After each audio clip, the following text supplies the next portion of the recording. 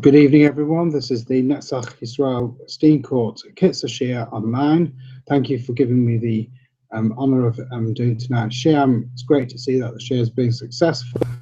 And tonight we're going to do Siman Ches. Those things that are not allowed from the beginning of the day until after a person has davened. Sif Aleph. V'she'ala amud hashachar, from the time of the daybreak. Shehu ar hanotzes min hashemesh b'mizrach, where the first rays of the sun come in the east, what we call daybreak. Kiven she'oz maschil zman tefillah, that is the first time that you're allowed to daven shachar. She'im hispalel oz b'diavad yotza, then you're allowed to daven from then b'diavad. As we know, there are later times when it may be better to daven. It's learned elsewhere in Shulchan Aruch, but you're certainly permitted to daven from the time of Amud HaShachar. From that time onwards, you're not allowed to start any work, or to do your own affairs. For example, modern example, you can't go online, start doing booking things and doing things online. Can't go on a journey, etc. before you've davened. Shenama Sedek lefonav Yahalech v'Yosem lederech ba'amov. Sedek zu tefillah. So the pshat in the pasuk is that it means righteousness has to go precede him. That means Sedek lefonav Yahalech shematzdik levoiro. That first of all you have to justify yourself. You have to show yourself to be worthy before your Creator. And afterwards v'Yosem ba'amov lederech chefza. And afterwards deal with your own affair. So from here we learn that you've got to daven first before you do any of your own personal activities, and therefore it follows. You can't eat or drink. From a different source, you shouldn't eat on the blood. You should not eat before you've davened for your blood, for your life, because that's what tefillah is. It means that a person is davening literally for his life, and therefore he shouldn't eat before he's davening for his life. Somebody who eats and drinks and then davens, for him it says, regarding him, it says, you have thrown me behind you, behind your body. You read the Chazal reads this pasuk, word ge'echa, meaning your arrogance. You've thrown a Kadosh Baruch Hu, Omar Kadosh Baruch Hu, Kibel, La'achash, and his guys, after you've dealt with your own affairs, you've been arrogant, you've done what you need to do for yourself. Kabel olav malchus shamayim, then you go and accept the Kadosh Baruch Hu's commands and mitzvahs. Coffee or tea, sugar, even to drink tea or coffee with sugar, chalav and milk, osa she'enoi yachal lamad anavshay. So that means that a person who wants to have a drink before davening should not, according to the Kitzur, have tea or coffee with sugar or milk.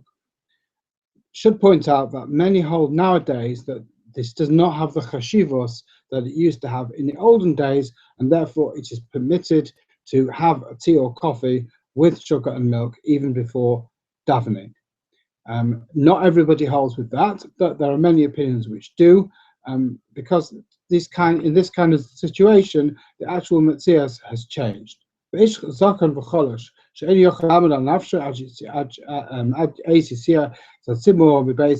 person who's weak and he can't last that long. Especially on Shabbos or Yom Tov when the tefillah is very long.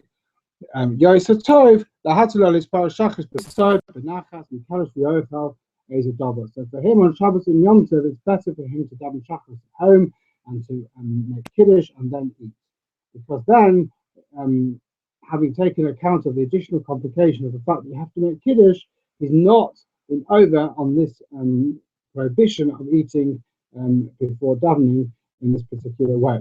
Again, I would add that people need to ask a question if they're in this situation, exactly what they should do. That's the general idea. And then we can go and daven with the community, shachris. You can't actually say the whole of the tefillah again, but there are parts that you can join in and you can listen, and then you can hear Kriyas Torah, Yisbalach, and Kach Musaf, and then Musaf. The loy she used to cover in the sukkah. And not that he should have coffee or tea with sugar before being Mekabel al Malchus Shemayim. An exception is that if a person needs to eat for his own health, essential for health, because the reason why he's doing it, if it's got to be for health reasons, is not because of his own pride. Therefore, it does not fall foul of the pasuk of Oisi Hishlachta Acharei Gavecha. If he's not able to have any kind of kavanah because he just feels so rotten before he's had anything to eat or drink, in these circumstances he might be permitted to eat or drink before davening. That's one of the sniffing we rely on in relation to tea and coffee nowadays. Generally, as far as eating is concerned, again, there's a basis for a heter here, if necessary, for somebody, for example, that needs to take medicine. And with the medicine, he needs to have some food. So therefore, he's allowed to do this. But on Shabbos and Yom Tov, as I say, he needs to be careful with the Kiddush, because it may be that it is better for him to daven Shacharis, make Kiddush first, and then come to Shul. There's a strong opinion which says, even if you wake up at midnight, also you're still not allowed to eat before you daven. That's correct as the Kitzur, to be machme achim cholash liboy. But if he's weak, if he's getting up to learn and he doesn't have something to eat or drink, then he's permitted to eat or drink in order to strengthen himself so that he can learn.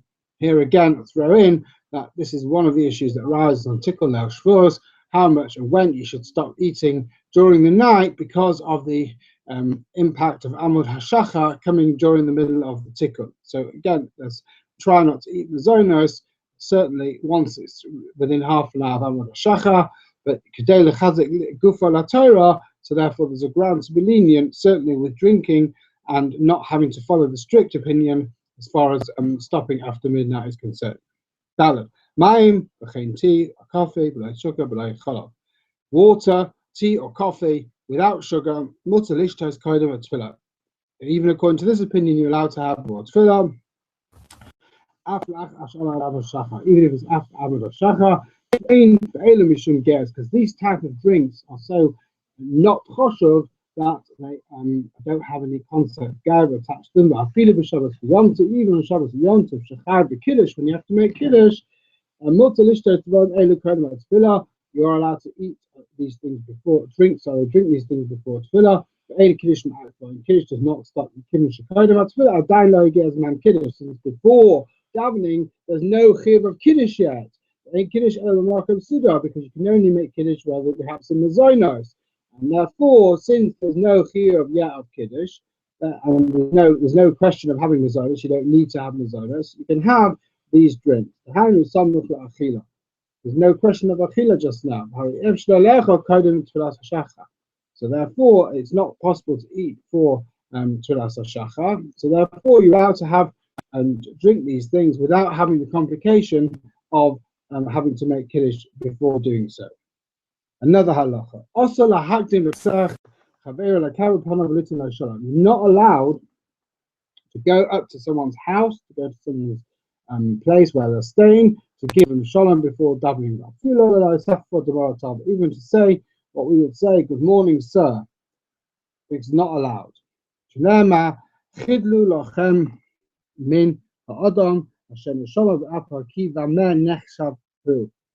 Pasuk in Yeshaya, it says, take away or desist from the honor of man who has breath in his nostrils, for what is he that he is respected? What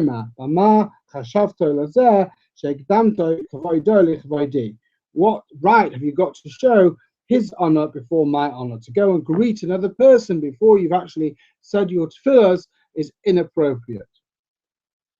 So the halacha, that's the halacha, that you're not allowed to go lepesach haveira. But in pigai, but if you met him, or pagai, b'derech mikra, if you happen to meet somebody on the street, mitzad hadin mutar l'nashala.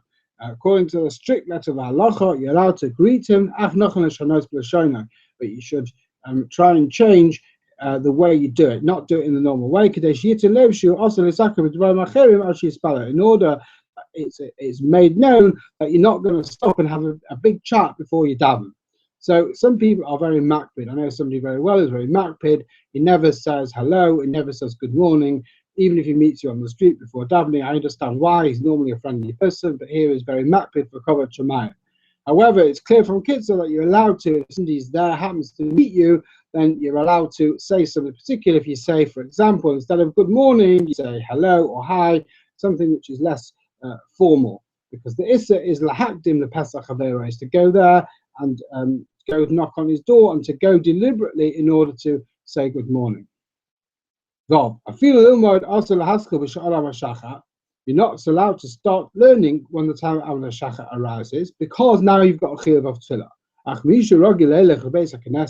Somebody who's got a fixed time for davening, like most people we know do have, and he's not likely to miss that time because he always davens at that time. It's permissible to learn. Somebody that's learning with other people, we know many daf yomi, other shiurim take place before davening. And to say do it after davening is not on the cards. They have to go to work and so forth. We're allowed to learn with them. Because the Chutz HaRabim is a great thing. In order that it should be careful, you should be very careful that the time for tefillah should not pass by if you become engrossed in learning. And as provided you do that, you take care to make sure that you are finishing in time for tefillah and not to let the Zman tefillah pass or the Zman Kriyas Shema, then it's okay to do this. We know the famous story in the Haggadah where they said Rabbi Seinu Higiaz Zman Kriyas Shema Shacharis. That was a famous example of this, and therefore in those circumstances it is permitted to learn before davening, because it's not going to affect the davening or the time of davening if you know you've got a fixed time, and if you make sure you pay attention to that. And therefore, in many cases, in fact, it's a good thing to learn before davening because it means that you have done something positive before you go out to work and so on. And therefore, many people have a minhag to have a shir or a limud before tefillah.